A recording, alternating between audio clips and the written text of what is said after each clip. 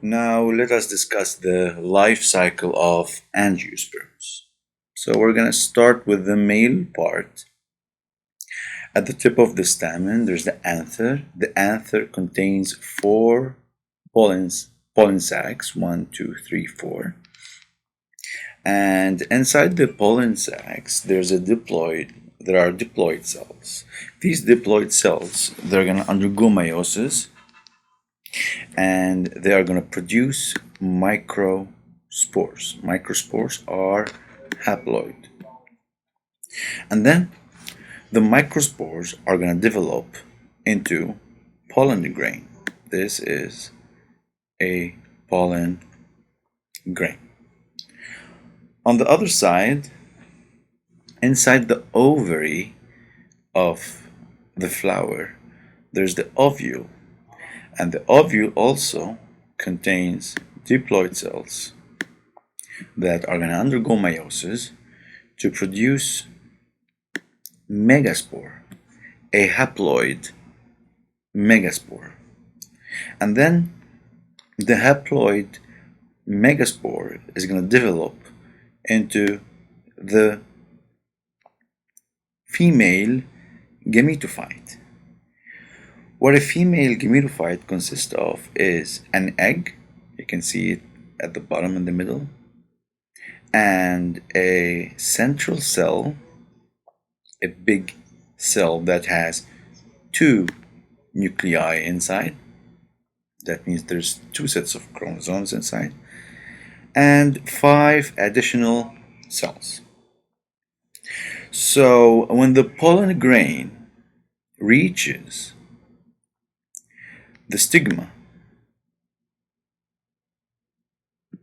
once the pollen grain reaches this place here, it germinates and a pollen tube is formed, and then 2 sperm cells are released towards the inside. These 2 sperms are gonna undergo double fertilization, and this is extremely important. Why it's called double fertilization? Because one sperm is gonna go and fertilize the egg, and the other sperm is gonna go and fertilize the central big cell that has 2 nuclei. I will repeat. So once the pollen grain reach the stigma, the pollen grain germinates and a pollen tube grows down through the ovary until it reaches the ovule. When it reaches the ovule, it releases 2 sperms. One sperm is gonna fertilize the egg, and the other sperm is gonna fertilize the big central cell that has 2 nuclei. And this is going to release an embryo. So the egg with the sperm is going to form an embryo that has 2 sets of chromosomes, whereas the other fertilization is going to form the endosperm.